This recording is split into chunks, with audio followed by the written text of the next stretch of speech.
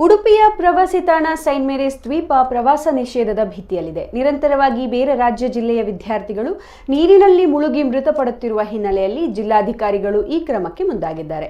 ಈ ವಿಚಾರವಾಗಿ ಉಡುಪಿಯ ನಗರಸಭೆಯ ಸಾಮಾನ್ಯ ಸಭೆಯಲ್ಲಿ ಚರ್ಚೆ ನಡೆಯಿತು. ನಗರಸಭೆಯ ವಿಪಕ್ಷ ನಾಯಕ ರಮೇಶ್ ಕಾಂಚನ್ ಈ ವಿಷಯವನ್ನು ಪ್ರಸ್ತಾಪಿಸಿದರು.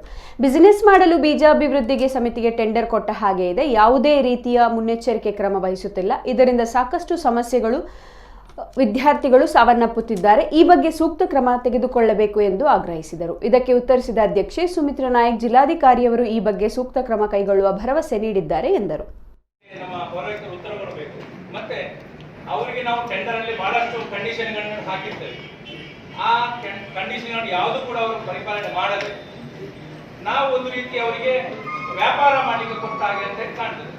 ನೋಡಿ, ಈ ರೀತಿ ಆಗುವಾಗ ನಾವು ಪದೇ ಪದೇ ಜಿಲ್ಲಾಧಿಕಾರಿಗಳು ಮನೆ ಮಾಡಿದ್ದೇವೆ, ತಮ್ಮ ಗಮನಕ್ಕೂ ಕೂಡ ಕೊಟ್ಟಿದ್ದೇವೆ.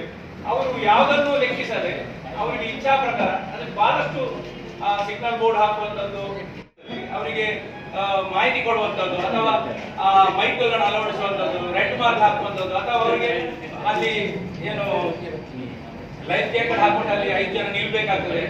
ಅವರನ್ನು ನೋಡಿದ್ರೆ ಸಾಕಾಗ್ತದೆ ಯಾವ ಸ್ಥಿತಿಯಲ್ಲಿ ಇರ್ತಾರೆ, ಅವರು ಬಿದ್ದವರನ್ನು ಹೇಗೆ ಮೇಲೆ ಎತ್ಕೊಳ್ಳಿಕ್ಕೆ ಸಾಧ್ಯ ಇದೆ. ಇದೆಲ್ಲ ನನ್ನ ಪ್ರಶ್ನೆ. ತಾವು ಅದರ ಬೀಜಾಭಿವೃದ್ಧಿ ಸಮಿತಿಯ ಕಾರ್ಯದರ್ಶಿ ಆಗಿದ್ರಿ.